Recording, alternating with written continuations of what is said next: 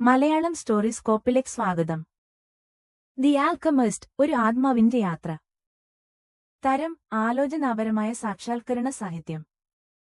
രചയിതാവ്: Paulo Coelho. വിസ്താരം: ഏകദേശം 190 പേജുകൾ.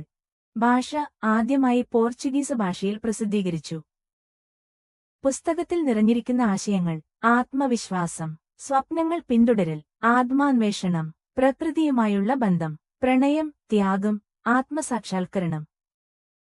കഥയുടെ ആഴത്തിലുള്ള സന്ദേശം എന്താണെന്നാൽ, when you want something, all the universe conspires in helping you to achieve it. ഈ വാചകം കഥയുടെ മധ്യരേഖയാണ്. ഓരോ മനുഷ്യനും ജീവിതത്തിൽ സ്വന്തമായ ഒരു പേഴ്സണൽ ലെജൻഡ് ഉണ്ട്, അതിനെ തേടുന്നതാണ് ജീവിതം തന്നെ എന്നാണ് ഈ പുസ്തകമത്രേ പറഞ്ഞുതരുന്നത്.